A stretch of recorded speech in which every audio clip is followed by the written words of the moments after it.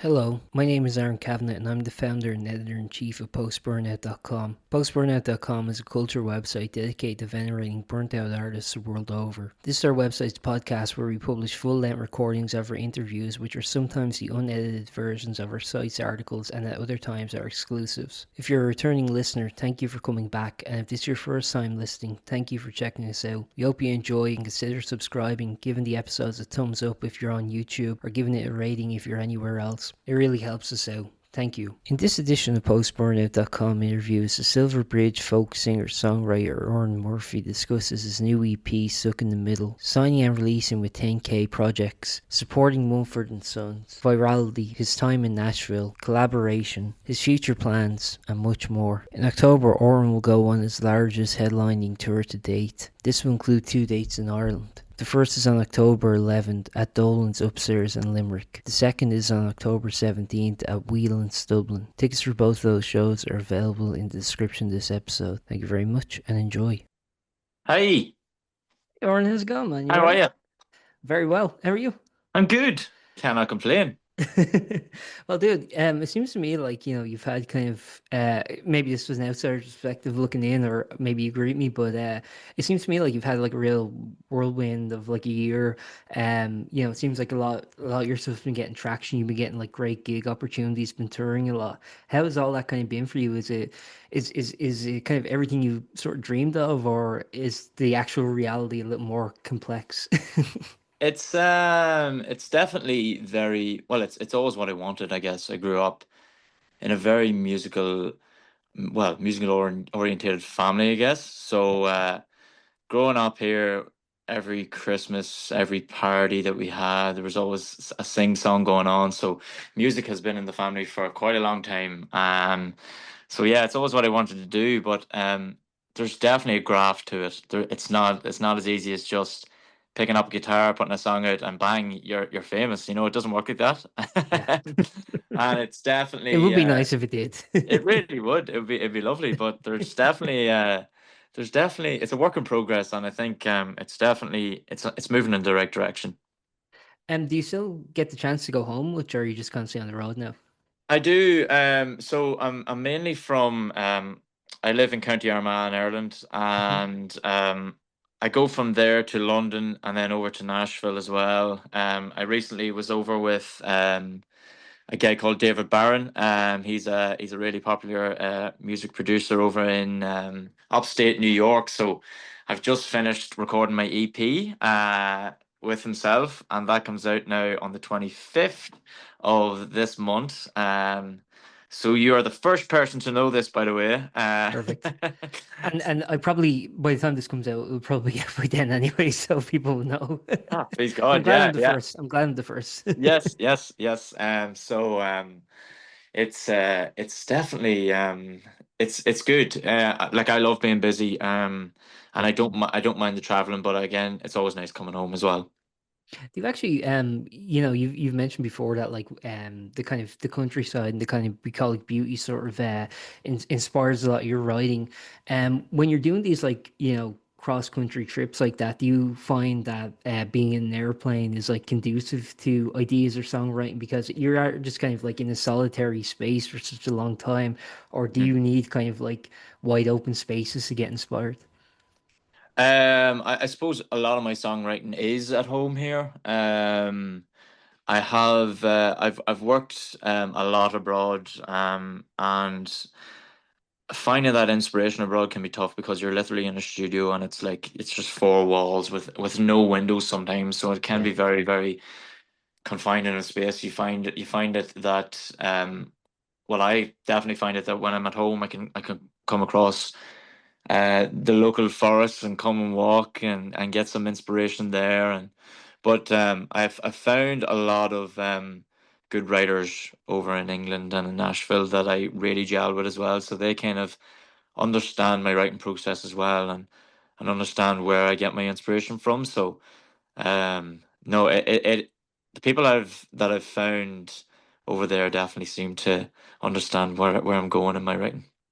Yeah, I've talked to other artists who've either from Nashville, live in Yeah, Nashville, or just been there, and the sentiment seems to be, and I would like to get your perspective on this, is that first of all, it really humbles you because everyone there is just such a great musician, and yeah. that like even the barista that's serving you your coffee can like play you under the table. But two, it's not very cutthroat. It's actually very supportive and it's very accommodating to new artists, and like really, it kind of has that attitude of like I suppose like maybe in like somewhere like New York or LA where there's obviously everyone's kind of competing. Mm. Nashville doesn't really have that. It's more kind of laid back. Has that been your experience there? Yeah, 100%. I've been to LA, and I'm not going to rain on LA's parade, but definitely being in Nashville definitely feels more of home, like home to me, I guess. Especially with my genre of music, Yeah. folk over there has definitely grown within the last few years. And I mean, country's huge out there. I suppose there's a bit of the country vibe in a few of my songs as well. So the people in Nashville are so nice, as you say. Like, even hopping into an Uber over there, and I'm sitting talking to a gay or a girl over there, and they're kind of like, well, this is my part-time job. Like, music is my Yeah, yeah. full-time job, so it's crazy. I mean, the music over there is huge, and it's handy for me as well now that we've got direct flights from Dublin. So Oh yeah, yeah. That's it's very great. nice. Yeah. Yeah, Yeah, I saw that advertised actually on the yeah, like the Lewis and stuff like that. They're really like advertising like you can go to Nashville yeah. directly. So maybe they'll see some Irish expats You emigrating never know. soon. Yeah, it's great. We'll change. It'll become like the new New York or something like that, where everyone's just like has an Irish accent. That's it. It's brilliant. So your new release, the EP that's coming up, Stuck in the Middle. I wanted to ask because I didn't get an advance for it, so I was wondering. Obviously, your latest single is Lover, and you did kind of like a waterfall release for that. So there's Yep. four songs on the Lover single. Are those all going to be on the EP, or is it Yeah. some of them are? Or okay. Yeah. So they're all going to be an EP, and I've also got two more tracks coming out on it as well. So we've got Stuck in the Middle and Till I Found You, that I'm currently teasing at the minute. People are kind of sick to their bones. They just want it released right now. So I love a good tease on TikTok, and people know that from me now. But it was I'd like to say Stuck in the Middle is definitely. I found myself in the beginning of the EP was kind of like a lot focused on love and about how happy love can be. And I went through a tough relationship about 4 years ago, and that was about lover. And then Stuck in the Middle was me trying to process love and trying to process what I wanted in life. And I guess I wasn't going to be happy till I found that person. And I've and that's this is what the whole EP is about. It's definitely aimed for all the lovers out there, I guess. Yeah. Did you set out with that kind of like thematic concept in mind, or was it just like when you look back at the songs you've been crafting recently, you realize, okay, there's this through line between them? I mean, how did that kind of like come about in terms of like, bringing the EP together?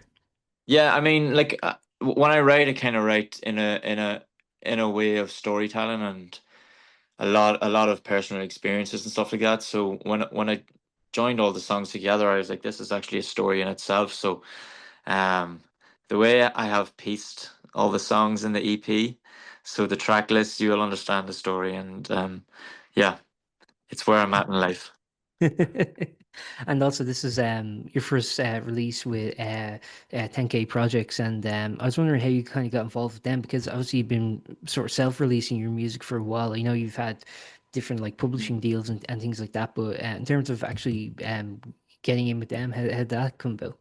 Yeah, so my song "Close to You" last year when I released it kind of went a bit viral, I guess. And I had every label reaching out and asking me, who I was releasing music with. And at the time it was totally on my own, so it was independent. And I've got two great managers there that are helping me out. And we decided that 10K was the right partner for me. And um, couldn't be any happier with where I'm at now at the minute. And the label are so supportive in what I want to do, and my own choices, and what songs I want to proceed with in the EP, and stuff like that there. So I actually went over to LA to meet them there a few months back, and the whole team out there are so supportive and kind, and very welcoming as well. So that's why I kind of went with 10K, and hopefully be working with them for the next few years, please God. It's a very interesting label to go with because like their most famous artists probably like Ice Spice and Yep. Trippie Redd and stuff. So did you find like the versatility there like when you were actually like looking at their kind of discography, or was it more so like these were the ones that were kind of like giving me the best offer and they seemed the most kind of, I guess, I'm not trying to put words in your mouth, but kind of most ethical, or kind of like the Yeah. most not trying to rip you off basically. No, no, you're grand. It's my whole thought process behind it was that they hadn't got much folk artists. Yeah. They've got Abe Parker as well, who's very folk orientated and stuff. And I seen what they had done with him, and I was like, well, I want that as well. So, Yeah. it was more of a focus thing where they could focus on me more so than pop and R&B as well, that sort of vibe. So it was kind of like, well, if they've taken on Abe Parker, they could take on me too. So, I mean, I'm kind of like the second folk artist that they signed, so I'm not. I'm fairly fresh in the field, so things are going great for us at the minute. Perfect, man. I wanted to ask actually because I've heard you speak about, for example, like the autonomy of the music that artists create, and you've actually kind of given advice to other artists about like, correct me if I'm wrong in saying this, but I think you had an offer before, but then you kind of realized that the offer sort of you're surrendering a lot of autonomy over your music, not only your future releases but also your back catalog. I was wondering, like, was that something that was up for consideration? Because I know previously, like if you look at your releases now, it starts with stars, but obviously you've had releases prior to that you decided to remove. So did you kind of worry about like, well, will they have that autonomy to be able to delete older tracks or things like that, or how did you kind of feel about like your ownership over your own music? Luckily enough for me, I own all my music, so that's great. Yeah. But the whole process, I suppose, of deleting songs or erasing songs from the platforms was that my whole reason for that was because I've completely found a new genre now, and not that those songs weren't good or anything. Like, I really enjoyed recording them, and to be honest, I recorded most of them myself. Um, but I just feel that my songs now are at a higher professional level now, and I found my genre now, which would be folk. I'd say folk pop or indie folk pop, whatever you want to call it. But I don't think, looking back down on all the tracks, that they kind of fit in to what my genre is now. So that was the reasoning behind that. Yeah. But you still do have that autonomy if you wanted to. Like even now with this Yeah. publishing deal, you still have the ownership over everything you do. Yeah, well, that's that. Yeah, absolutely. Yeah, and no, I definitely, I'm happy at where I'm at now at the minute.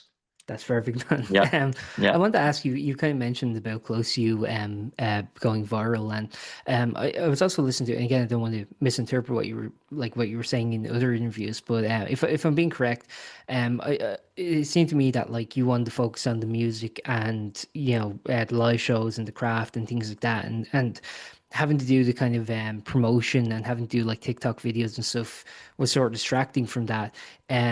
Is that part of the reason why you wanted to sign with a label so that you didn't have to worry about the promotional side, or is that still very much in your lap? Do you know what it is? It's like, and I don't think artists understand this nowadays, where they think, "Oh my God, you've signed to a major label, so Yeah. they're gonna come over and take over your life." And basically, what I envisioned was that, oh, so they're gonna do all your promotions. They're gonna do your TikTok, your Instagram, everything themselves. But it doesn't work like that. Like, the artist still has to work, and I enjoy doing my videos. I do a lot of my promotional stuff myself. I found a really good photographer, videographer, Casey Creative. I'm gonna give her a wee shout out there. Sure. And we've got an absolute hell of a team going on here.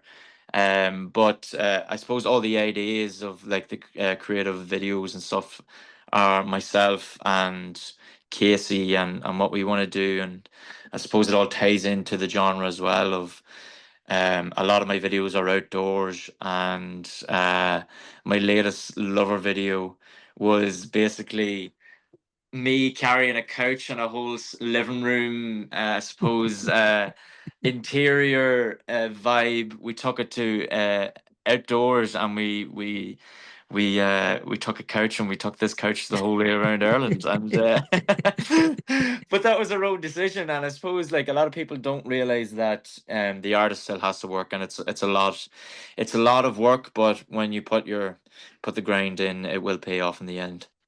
Yeah, no, that's a very important thing that like, Yeah. obviously making those kind of connections because, your talent is in one thing and then like, you have to kind of meet the producers and you have to kind of meet the videographers and the people who are skilled and talented at those things. So, was that kind of fortuitous or was that like meticulously sought out who you'd work with? I guess my manager knew a few people in the industry, and I suppose like she put me into a few writing sessions with people, and I think you know yourself when you have found the person that you really like writing with, Yeah. or even production wise, like it's always good to try different people as well. I would definitely be open to trying more people, but I've definitely found writers and producers that I love working with now, and for anybody who's up and coming, and my advice would be to, if anybody reaches out to somebody that they want to write with, definitely do that session, because it could be the person that you find best working with. So um work with everybody until you find that person, or maybe those people. You never know, it could be more than one, but yeah. And obviously, like a bunch of your releases in the past have gone viral, as you mentioned. This is something I'm like really interested in. So when it comes to like, I guess virality and terms, excuse me, in terms of things kind of like getting traction, how much of that do you think is actually, putting the work in, getting your name known, being in the right places and things like that? And how much of it do you think is just like arbitrary good luck? I would say a lot of it is really good luck. And to be honest, nobody ever knows what the algorithm is doing. So it's well, speaking on like TikTok and Instagram and stuff like that. There, like my first song, "Limitless Love," I think I put up a video, and it was like, if you listen to the Lumineers or Noah Khan, you might like this. Yeah. And I woke up the next morning, there's like 1.2 million views on a video, and I'm going, did that actually just happen? Yeah. And from there, I was kind of going, well, I'm going to try this for all my other songs. And having tried that, it just doesn't work like that anymore. So it's like it's finding what the algorithm is, and what it's doing at the minute, and it's also, I would say, it's luck.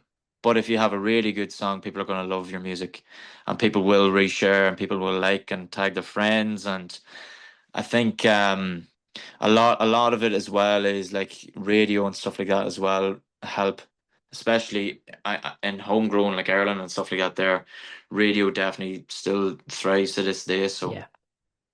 Yeah, no, radio is still like really massive here. Yeah, you're right. I mean, like, getting on like, playlists and things like that is obviously very important too. But yeah, I do like know so many people who are like their pure focus really is radio driven in Ireland. yeah, Do you think that's unique to here, or do you think that's the same in like the UK and the US as well?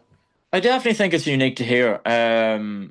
I suppose nowadays people's aim is to get into like a Spotify editorial playlist. Yeah, And that's all well and good. uh like, it will help your streams, but it's not going to work wonders for you. Like, I mean, you're not going to go from 100,000 monthly listeners to a million monthly listeners because you're in an editorial playlist, and yeah, it doesn't work like that. But I definitely think with radio, it's circulating your song around the whole country and stuff like that there, and people are tuned into their cars and probably go, oh, who's that?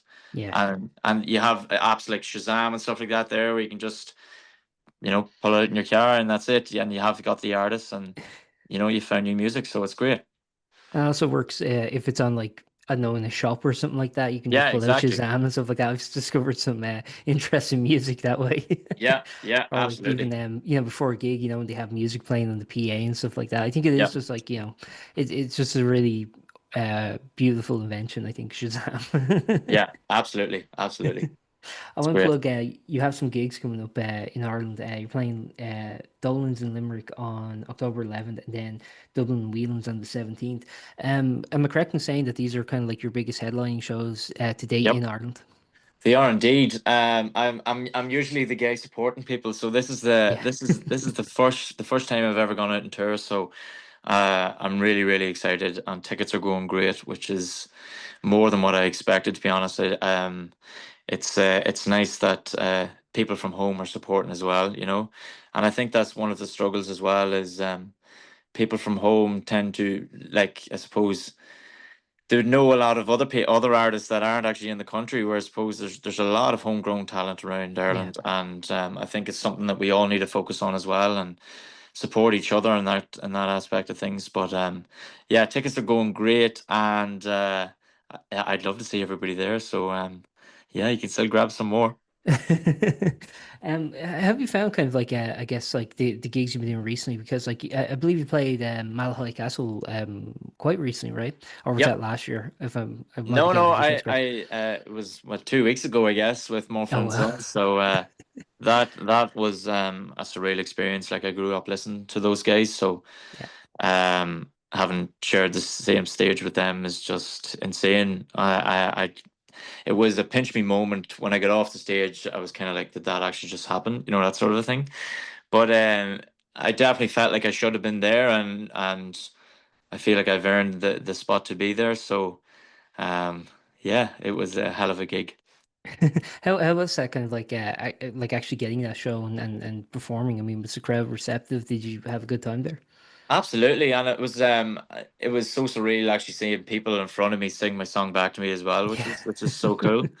I remember when I got word that I was supporting them, I was actually finished. It was the last day of recording the EP, and I got a phone call from my booking agent, and he was like, "You need to look at your emails. You need to look at your emails." And I was like, "Okay, fine." And I looked at my emails, and he was like, "You're supporting Mumford and Sons," and I was like, "Wow!" It was insane. So yeah, it's mad. But it was nice. It was nice that they. I suppose the way it works is you do, like, your booking agent will maybe plug your name, or Mhm. and I was delighted that they had chosen me to open for them. So yeah, it's great. And I guess one final thing I'll wrap up and let you get on with your day is I know, for example, you've have experience like self-producing and making your own music. Now, obviously, you're working with kind of external producers and things like that. So when it comes to that kind of like collaborative process, and also extending that to like videography and things like that. Like, I mean, for a while it kind of was a one-man army sort of thing. Yep. Now that you're kind of working with a team, do you find it easy, I guess, to relinquish control, or do you kind of feel like you want to have output, or do you kind of like separate the creative disciplines and things like that? Yeah, well, I mean, having self-produced a lot of my stuff for years, I was always, do you know what? Sometimes you do lack motivation because you're in your bedroom and you're going, right, I just need to finish this song, Yeah. and maybe you're not putting 100% into it. Whereas when you're at a different studio and you're working with a different producer, they've also got other ideas that might spark your attention, and there's definitely a lot of creativity in the room. When you're in with a different producer and stuff. And to be honest, I love it because there's a lot of things in my songs, or like there's a lot of melodies in my songs where have been changed because of the producer. Might go, well, this might sound better if it's like something else, or let's add a different instrument in here, or a different beat or whatever. And it's definitely I definitely enjoy the process a lot more now that I'm working with bigger and better producers and stuff like that there. And a lot of um a lot of the EP have been recorded in live as well, as opposed to samples and stuff like that there you can get online. So Yeah. it's more, it's raw, and it's live, and it's what I want.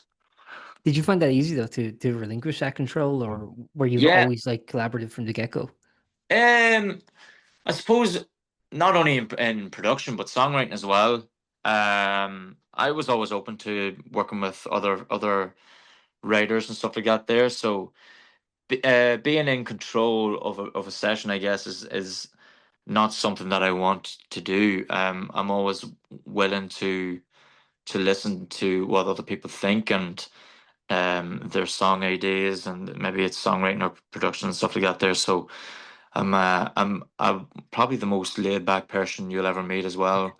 So I'm always open for new ideas, and yeah, I that's think just also me. there's part of that Irish mentality. You can't have notions about yourself, you know? That's it. Yeah, my mother and father would kill me if I did. So Exactly.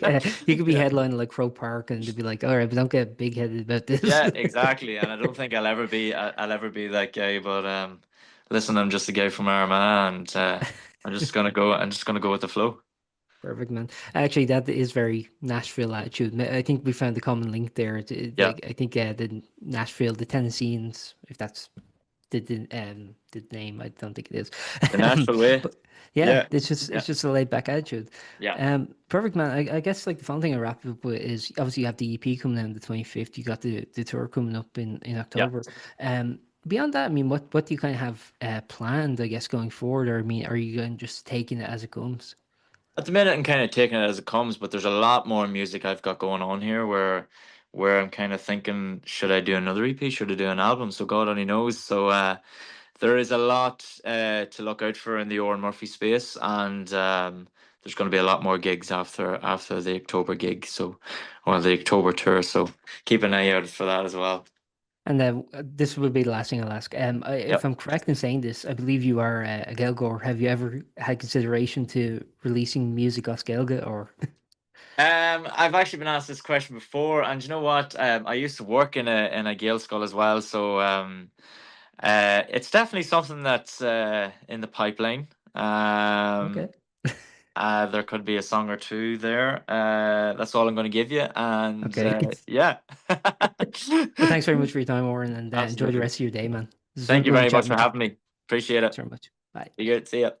Thank you for listening to that episode of Post-Burnout.com interviews. We're an independent venture run by yours truly, and as I said at the beginning, liking, rating, subscribing, and sharing really helps us out a lot. If you're feeling extra generous, we do have a PayPal donation link in the episode description, but don't feel obligated, of course. We've also begun releasing occasional exclusive episodes on Spotify, so subscribe there if you'd be interested in hearing those. Thanks again for listening, and see you next time.